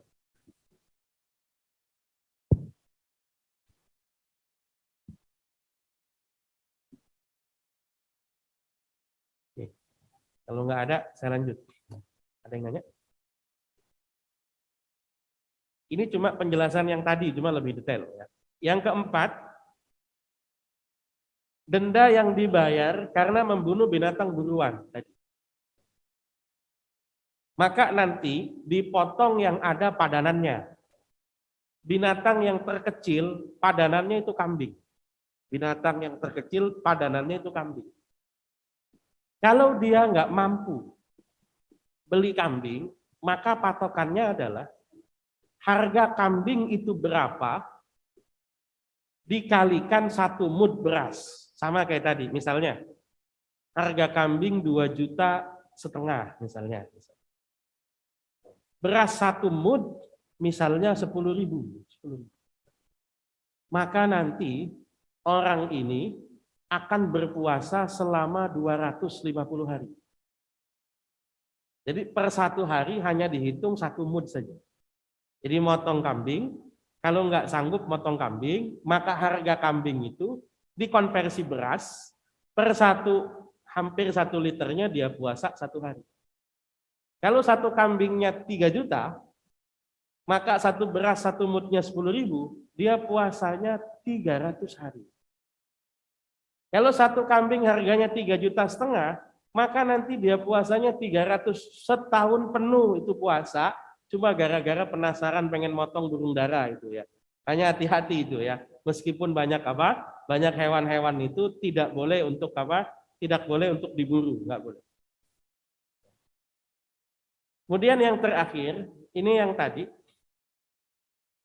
masalah membunuh binatang buruan itu. Membunuh binatang buruan itu orang yang dalam keadaan ihram dan orang yang sudah tahallul enggak ihram, sama hukumnya sama. Jadi jangan mentang-mentang saya kan enggak ihram, sudah tahallul, berarti boleh ngambil hewan, tetap enggak boleh, sama-sama enggak boleh. Jadi orang yang sudah tahallul ataupun orang yang sedang ihram sama-sama enggak boleh. Yang terakhir ini denda yang wajib dibayar sama tadi ya, karena melakukan hubungan intim, hubungan suami istri, onta. Kalau onta nggak ada, sapi. Kalau sapi nggak ada, 7 kambing. Kalau nggak mampu beli 7 kambing juga, makanan seharga onta tersebut menyedekahkan kepada fakir miskin. Nggak ada duitnya juga, maka wajib berpuasa sebagai gantinya, kayak tadi. Misalnya harganya 30 juta. 30 juta ya. Maka kemudian dia apa? Harga 1 berasnya per 1 liter 10.000 misalnya, maka nanti dia puasa sebanyak 3.000 hari. 3.000 hari. Kalau 30 juta. Kalau harganya 40 juta, maka dia puasa itu 4.000 hari. Ya. Maka hati-hati kenapa? Karena kaitannya itu 2 hal ya. Hubungan suami istri itu pada waktu puasa kafaratnya besar, pada waktu ihram umroh dendanya juga besar, pada waktu ihram haji dendanya lebih besar lagi. Kalau puasa kan udah dicontohkan pada pertemuan-pertemuan yang lalu, bebasin budak. Kalau budak nggak ada, puasa 2 bulan berturut-turut kan begitu. Kalau puasa 2 bulan berturut-turut sudah dicoba dan tidak mampu, baru kasih makan fakir miskin sebanyak 60 orang. Ya, sebanyak 60 orang, per 1 orangnya 1 mud. Itu puasa. Kalau umroh, tadi naik, bayarnya apa? Kambing. Kalau nggak mampu beli kambing, maka kemudian apa? Maka kemudian dia akan berpuasa sesuai dengan harganya kambing itu. Kalau haji, itu lebih naik lagi. Lebih naiknya lagi bagaimana? Dia harus membeli onta nggak ada sapi nggak ada 7 kambing, kalau nggak mampu juga, maka dia sedekah seharga onta atau puasa senilai harga makanan pokoknya itu ya. Oke, sebelum saya lanjut, yang terakhir pada masalah ini kalau kalau sederhananya begitu. Dam itu 5 macam ya. Dam manasik, dam tarafuh, dam ihsar, dam said, dam wati ya. Jadi pelanggaran sebab manasik, alhamdulillah. Pelanggaran pakai minyak wangi, potong rambut segala macam. Pelanggaran karena nggak bisa melanjutkan ibadah haji. Pelanggaran karena bunuh binatang buruan. Pelanggaran karena melakukan hubungan suami istri. Jadi 5 macam ini, 5 macam ya. Sebelum lanjut ke tawaf wada, kalau ada hal-hal yang ingin ditanyakan silakan.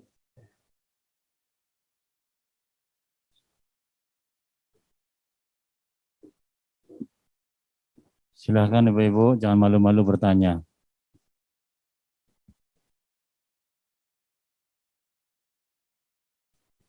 Aman Pak Ustadz. Assalamualaikum. Assalamualaikum. Ya, gimana Bu? Pak Ustadz, waktu tawaf wada itu ya, pas ibu-ibu ya datang haidnya, Jadi bagaimana itu Pak Ustadz? Kan udah tawaf wada, tawaf terakhir ya. Tawaf untuk perpisahan gitu ya. Oke, Nah, baik. itu bagaimana Pak Ustadz? Ya. Terus Ini- terus satu lagi Pak Ustadz itu masalah kurban ya. Kurban itu kalau untuk sapi untuk 7 orang gitu Pak Ustadz ya. Untuk 7 orang, untuk 7 peserta gitu ya yang ikut ini kurbannya. Kok di zaman Rasulullah nggak ada di waktu di zaman Rasulullah nggak ada apa namanya kurban unta. Kalau di sini kerbau juga ada. Kenapa sapi itu Pak Ustadz? Assalamualaikum. Assalamualaikum warahmatullahi wabarakatuh. Saya jawab yang nomor 2 dulu, karena yang pertama nanti belum dibahas. Apa kurban di masa Rasul? Yang paling umum itu adalah kambing, paling umum. Kambing. Rasul itu lebih suka daging kambing daripada daging onta. Lebih suka daging kambing. Ibu-ibu jangan paksain kalau punya penyakit ya jangan. Saya ngikut Rasul lah begitu. Bahaya, kalau berpenyakit jangan. Kalau yang sehat ya silakan. Yang paling disukai oleh Nabi itu adalah hati kambing, ya, kabid itu, dan apa namanya paha kambing. Itu yang paling disukai oleh Rasul. Ya. Apakah di masa Rasul ada kurban unta? Ada. Itu tadi yang saya bilang Rasul pernah menyembelih 100 unta. Pernah ada. Apakah di masa Rasul ada kurban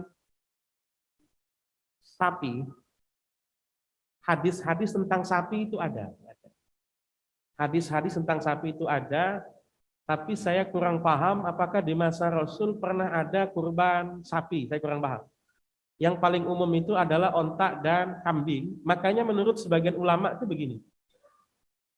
Kambing itu 1 orang, sapi atau unta rata-rata 7 orang, unta yang besar sekali 10 orang. Sebagian ulama itu bilang begitu. Ini maksudnya adalah fungsi kepemilikannya, maksudnya begitu. Kalau kerbau, di masa Rasul saya belum menemukan hadis-hadis tentang kerbau, belum menemukan. Kalau hadisnya sapi ada. Tapi kalau hadisnya kerbau, saya belum menemukan, mungkin ada. Tapi sepengalaman saya melihat kerbau itu yang banyak di Mesir. Di Yaman nggak ada kerbau, sapi ada lah. Kalau di Mesir itu bahkan saking mahalnya kerbau, susu yang dikonsumsi itu susu kerbau.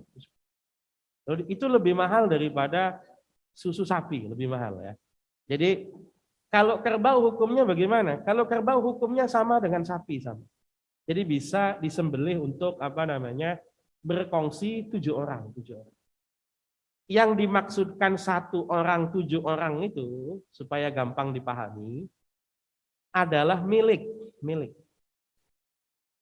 Kalau kirim pahala suka-suka ibu-ibu, tidak ada masalah. Kadang orang kan nanya begini, kok itu kambing buat 1 orang, padahal Rasul bilang 1 kambing saja untuk semua umatnya, kata Rasul begitu. Kok itu kambing buat 1 orang, padahal kata Rasul 1 kambing itu untuk 1 keluarga, kan begitu. Jadi yang perlu dipahami, kurban itu sunnah kifayah. Ada yang namanya fardu ain, fardu kifayah. Ada yang namanya sunnah ain, sunnah kifayah. Contohnya, ibu-ibu masuk ke masjid, sholat tahiyatul masjid, kalau kira-kira memungkinkan, itu sunnah ain. Siapapun yang masuk masjid, sunnah untuk kemudian apa? Sunnah untuk kemudian melakukan sholat tahiyatul masjid. Ada yang namanya sunnah kifayah, contohnya mengucapkan salam. Ibu-ibu rombongan 10 orang. Masuk, itu yang salam 1 orang saja. Jangan rendengan 10 salam, assalamualaikum, salam, enggak rapi-rapi itu, enggak rapi. Itu namanya sunnah kifayah. Sunnah kifayah itu kalau 1 orang sudah melakukan, yang lainnya sudah tidak dituntut lagi, Kurban itu sunnah kifayah.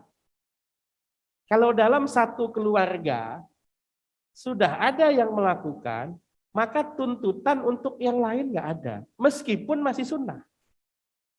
Saya kurban. Tuntutan kurban untuk istri saya sudah tidak ada. Tapi kalau istri saya kurban, hukumnya tetap sunnah. Hukumnya tetap sunnah. Jadi itu yang dimaksud sebagai sunnah kifayah. Adapun soal 1-7 orang, itu maksudnya hak milik. Kambing itu dapat dimiliki 1 orang. Kalau kirim pahala suka-suka ibu. Sama dengan misalnya sering saya contohkan, saya punya uang, anggap 100.000, saya amalkan ke masjid Jariah. Uangnya 100.000, kalau ditanya miliknya milik saya, tapi kemudian pengurus masjid bilang, di Jumatan ada amal Jariah masuk dari hamba Allah, yang pahalanya ditujukan kepada bla bla bla bla bla. Itu nggak ada masalah. Jadi ibu pengen kasih pahala hadiah kambingnya itu untuk 1 RT boleh, nggak apa-apa. Yang 1 Indonesia juga boleh, nggak apa-apa, nggak ada masalah. Tapi kalau ditanya, kurban itu milik 1 orang. Ya. Mudah-mudahan bisa dipahami. Yang kedua adalah masalah tawaf wada. Tawaf wada itu adalah tawaf saat hendak meninggalkan Mekah. Meninggalkan Baitullah. Ada adabnya orang masuk Mekah, ada adabnya orang keluar Mekah, ada adabnya masing-masing. Masuk Mekah itu disunnahkan tawaf kudum. Meskipun Bapak nggak ihram, meskipun Bapak nggak umrah, sunnah tawaf kudum. Masuk kita ke Mekah, datang tawaf. Jadi masuk ke Mekah, usahakan kalau emang mampu, yang pertama dilihat itu ya Baitullah. Baitullah. Keluar Mekah juga sama. Keluar Mekah itu, orang kemudian apa? Orang kemudian ada satu ibadah yang namanya tawaf wada, dan ulama beda pendapat. Apa hukumnya tawaf wada? Beda pendapat.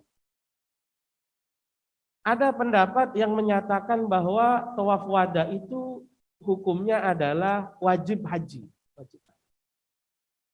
Jadi kalau ada orang haji tapi tidak melakukan tawaf wada, maka hajinya sah, tapi dia wajib membayar dam, hajinya sah. Ini pendapat yang dipakai dalam kebanyakan ulama madhab Syafi'i. Tawaf wada itu hukumnya wajib haji. Lalu kemudian apa? Ada pendapat yang lain bahwa tawaf wada ini hukumnya sunnah. Kapan dikerjakannya tawaf wada? Tawaf wada dikerjakan setelah menyelesaikan seluruh rangkaian manasik haji atau umrah. Sama aja. Bahkan bukan cuma haji dan umroh, orang di Mekah pengen pergi lama kemana, itu juga nanti dianjurkan melakukan tawaf wada. Maka waktunya diusahakan yang tidak lama selesai tawaf, kemudian berangkat. Kita contohkan teknisnya. Kalau dari Indonesia itu kan, itu rata-rata jamaah haji dibagi 2 gelombang lah. Sama umroh juga modelnya begitu. Ada yang berangkat ke Madinah dulu, ziarah Madinah, arba'in Madinah, baru kemudian ke Mekah. Selesai pelaksanaan ibadah haji mereka pulang. Ada yang modelnya gelombang yang kedua, berangkat haji dulu ke Mekah, selesai pelaksanaan haji baru berangkat ke Madinah, dari Madinah pulang. Tripnya umrah juga begitu. Ada yang ke Madinah dulu, baru kemudian umrah ke Mekah. Ada yang umrah ke Mekah dulu, baru kemudian ke Madinah. Sama.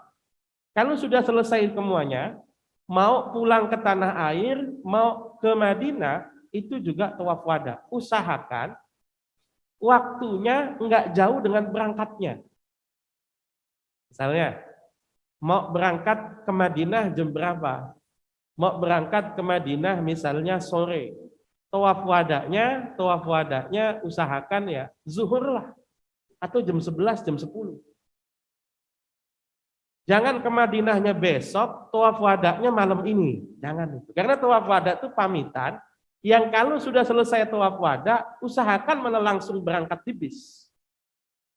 Ini yang repot kadang-kadang enggak. Udah selesai tawaf wada, masih belanja lagi, masih packing lagi, masih apa lagi.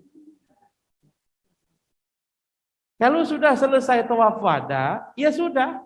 Jadi idealnya tawaf wada itu, kalau dia selesai tawaf wada, kemudian enggak lama kemudian barang diturunin naik bis jalan. Itu paling idealnya tawaf wada begitu, paling ideal. Tapi karena zaman sekarang agak repot, kadang-kadang nggak bisa kita estimasi. Tawaf selesainya berapa jam? Ya kita ambil estimasi 6 jam lah misalnya. Jadi kalau berangkatnya sore, ya zuhur atau sebelum zuhur lah tawaf wada. Setelah tawaf wada langsung bergegas, meninggalkan tanah suci Mekah menuju Madinah atau tanah air. Udah. Jangan habis tawaf wada tidur, habis tawaf wada kayak tadi belanja, habis tawaf wada packing lagi. Habis tawaf wada malah ada yang wah ngapa-ngapain dulu. Nah ini nggak bisa itu. Tawaf wadanya nggak dihitung karena wada dalam bahasa Arab artinya itu pamitan. Orang kalau pamitan langsung pulang.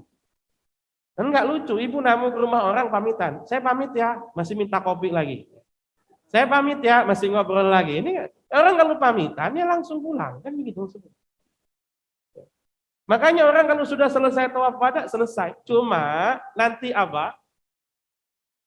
Dia membaca doa, mudah-mudahan Allah memperkenankan dia bisa kembali lagi, kan begitu ya. Biasanya yang dibaca itu innalladzi farada 'alaikal Qur'an laradduka ila ma'ad. Itu yang dibaca. Tawaf wada sama dengan syarat tawaf yang lainnya. Wudu.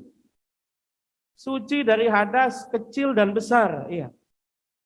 Bagaimana kalau dia datang bulan?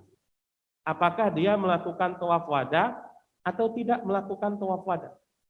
Kalau dia datang bulan itu, dia bisa mengambil pendapat yang menyatakan bahwa tawaf wada hukumnya sunnah. Ya, kalau dia datang bulan, dia bisa pakai pendapat yang menyebutkan bahwa hukum tawaf wada adalah sunnah. Tapi kalau dia nggak datang bulan, kita pakai pendapat yang paling populer dalam mazhab Syafi'i. Tawaf wada hukumnya wajib haji. Kalau tawaf wada tidak dilakukan, hajinya sah, dia bayar dam. Tawaf wada tanpa sa'i. Jadi hanya tawaf saja. Nggak pakai sa'i, tawaf saja. 7 putaran. Habis tawaf wada, tidak dianjurkan melakukan kegiatan apapun di masjid. Jadi kalau memang belum waktunya azan, habis wada, ya pulang saja. Kecuali kalau kita selesai wada itu azan, ya sholat dulu.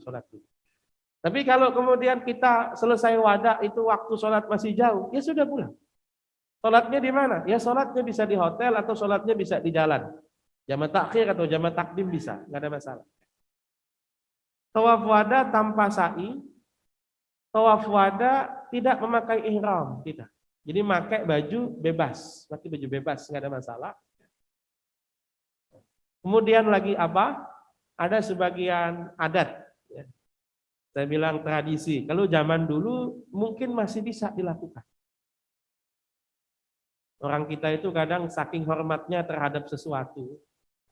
Kadang-kadang ada yang kalau pamitan nggak mau membelakangi. Jadi jalannya mundur. Saya berkali-kali ngelihat orang habis tawaf wada tuh jalannya mundur dulu, baru kemudian balik badan. Tidak saya anjurkan karena ibu bisa diterjang sama orang. Tidak dianjurkan karena ibu bisa diterjang sama orang, bisa. Karena kalau tawaf wada, memang bagian dari adab itu seperti itu. Saya contohkan seperti ini.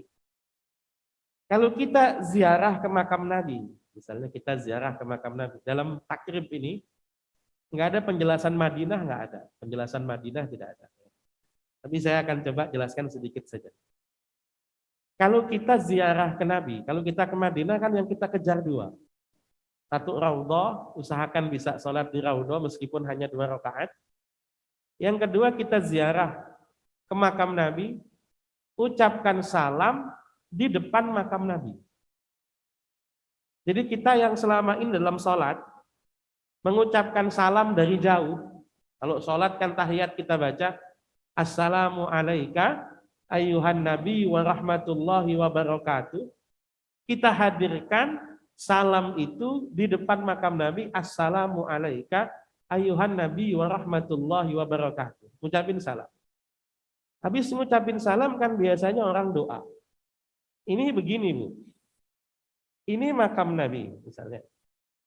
Kiblat adanya di sini kan begitu. Kalau kita menghadap makam berarti kita membelakangi kiblat. Kalau kita menghadap kiblat, berarti kita membelakangi makam, kan begitu. Bagian daripada adab adalah kita menghadap makam dan membelakangi kiblat. Itu mirip seperti ngaji. Ngaji itu kan memang sunnahnya menghadap kiblat. Barokahnya begitu. Tapi kan nggak mungkin juga saya ngajar ibu-ibu, saya ngadap ke sana, kan nggak mungkin. Nggak mungkin juga. Jadi ada yang saya itu pernah ditegur ketika saya ngangkat tangan doa begitu di depan makam Nabi, haram, nggak boleh. Doa kepada Allah. Lah saya doa kepada Allah ini. Saya doa kepada Allah. Kalau doa pada Allah ente ngadepnya kiblat. Saya bilang kiblat itu dulu ke Baitul Maqdis. Kalau bukan karena Rasul, kiblat nggak akan pindah ke Mekah, nggak akan. 17 bulan mulai Nabi di Madinah Rabiul Awal sampai bulan Rajab tahun berikutnya 17 bulan itu kiblat masih menghadap Baitul Maqdis karena Nabi yang pengen berkali-kali Nabi nggak ngomong tapi Nabi mendongak ke langit begini. Allah paham, Jibril paham, Nabi ingin menghadap ke arah Ka'bah, kemudian Allah pindahkan kiblat itu. Maka saya bilang sama orang itu, justru kalau saya ngadep kiblat, saya tidak beradab kepada Nabi. Ngadep makam Nabi itu masih mungkin Bapak Ibu lakukan, masih mungkin. Kita ngadep makam Nabi berhenti, lalu kemudian kalau jalan begitu kan tidak membelakangi, tidak. Kalau di Tawaf Wada ramai sekali, jangan paksain jalan mundur, jangan. Ya kira-kira sudah cukup pamitan dengan apa? Pamitan dengan Baitullah, ya kemudian apa? Ya kemudian selesai. Ini yang pertama. Yang kedua, masalah Madinah juga adalah masalah sholat arba'in. Arba'in dalam bahasa Arab itu artinya 40. Yang paling banyak hadisnya itu sebetulnya 40 hari. 40 hari. Dan siapa orang yang bisa sholat berjamaah menjaga selama 40 hari. Tapi nggak ada paketan yang nyediain sholat 40 hari di Madinah, itu nggak ada. Kelamaan. Maka orang kemudian ngambil 40 waktu. Itu jangan sampai 40 waktu itu dilewatkan, ditinggalkan untuk hal-hal yang kira-kira tidak seberapa penting. Kadang-kadang karena masalah bis dan segala macam, ngatur waktu nggak bisa. Kita ke kebun kurma, kita ke sini, pulang, zuhurnya ketinggalan. Ini banyak kasus kayak begitu. Kita ke Uhud, kita ke Kuba, kita ke Kiblaten, kita kemana. Pulang, zuhurnya ketinggalan. Enggak sebanding kita berkunjung ke tempat-tempat itu, tapi kita ninggalkan apa? Kita ninggalkan jamaah di Masjid Nabawi. Meskipun memang kalau hitung-hitungan pahala, sholat di Masjid Nabawi itu bandingannya adalah 1000 kali. Di Masjidil Haram 100.000 kali. Tapi jangan dihitung-hitung Bu, jangan terpulang udah nggak sholat lagi ya, jangan dihitung-hitung, jangan. Itu sifatnya fadilah. Kalau diterima oleh Allah ya segitu begitu ya. Mudah-mudahan bisa dipahami. Kalau ada hal-hal yang ingin ditanyakan, tafadhol.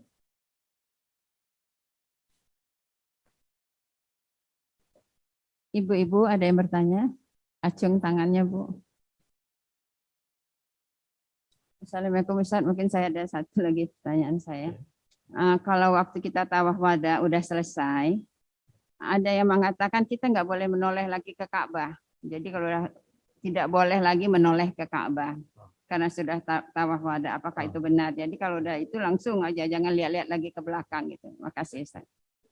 Ya, itu bagian dari tradisi kita memahami pamitan. Gitu. Udah pamit, udah nggak nengok-nengok lagi. Kan, gitu. Tapi itu bagiannya bukan bagian dari syarat, bukan bagian dari apa? Ketentuan tidak. Kita boleh nengok ke belakang, ya boleh. Ibu selesai tawaf wada, suaminya manggil dari belakang. Masa kita nggak nengok, wah nengok Ka'bah saya, batal itu wada kan nggak?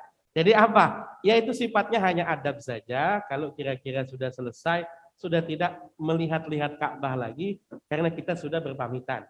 Sifatnya hanya ya adat atau tradisi saja. Nengok Ka'bah boleh. Yang nggak boleh itu tadi duduk diam di masjid, ya kan? Sholat apa namanya jamaah. Kalau kira-kira belum waktunya. Apalagi janjian, ketemu di mana begitu. Kalau sudah selesai tawaf wada, ya pulang. Jangan selesai tawaf wada kemudian apa namanya lihat-lihat orang dulu dah, hunting foto dulu dah, foto-foto. Ini masalah ini. Jadi tawaf wadanya tidak dihitung sebagai pamitan ya. Mudah-mudahan bisa dipahami. Kalau sudah tidak ada yang bertanya, sama-sama kita tutup dengan doa ya. Bab fikih ibadah ini selesai ya, selesai dengan pasal masalah dam ya. Insya Allah kita akan lanjut ke fikih muamalah atau mungkin karena menjelang kurban, mungkin 2 pertemuan kita selipkan tentang fikih kurban mungkin ya. Baru nanti selesai Idul Adha kita akan lanjut masuk ke fikih muamalah, jual beli, sewa, investasi, patungan usaha dan yang lain-lain. Sama-sama kita tutup dengan doa. Sebelum doa kita istighfar 3 kali. Astaghfirullahalazim. Astaghfirullahalazim. Astaghfirullahalazim. Bismillahirrahmanirrahim. Alhamdulillahirabbil alamin. Hamdan yuwafi ni'amahu yukafi mazidah. Ya Rabbana lakal hamdu kama yanbaghi li jalali wajhikal karimi wa 'azimi sultanik. Allahumma salli ala sayyidina Muhammadin al-Fatihi lima ughliq wal khatimi lima sabaq. Nasiril haqqi bil haqqi wal hadi ila siratikal mustaqim. Sallallahu alaihi wa ala alihi wa ashabihi haqqa qadri wa miqdarihil azim. Allahumma lakal hamdu syukra wa lakal mannu fadlah.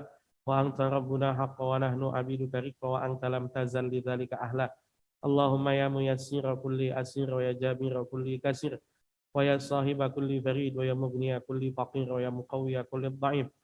Wa ya ma'mana kulli makhif yassir alaina kulla asir fataysirul asiri alaika yassir. Allahumma ya man la yahtaju lal bayani wa tafsir hajatuna ilaika katsir wa anta alimun biha basir wa khabir. Rabbana hab lana min azwajina wa dhurriyyatina wa talamidatina qurrata a'yun waj'al muttaqina imama. Rabbana hab lana minas salihin. Rabbana atina fid dunya hasanah wa fil akhirati hasanah wa qina azabannar. Sallallahu alaihi sayyidina Muhammad wa ala alihi wa sahbihi wasallam. Subhana rabbika rabbil izzati amma yasifun wa salamun alal mursalin. Alhamdulillahi rabbil alamin. Al-Fatihah. A'udzubillahi minasyaitonir rajim. Bismillahirrahmanirrahim. Alhamdulillahi rabbil alamin arrahmanir rahim maliki yaumiddin. Iyyaka na'budu wa iyyaka nasta'in ihdinas siratal mustaqim. Siratal ladzina an'amta 'alaihim ghairil maghdubi 'alaihim waladdallin. Assalamualaikum warahmatullahi wabarakatuh.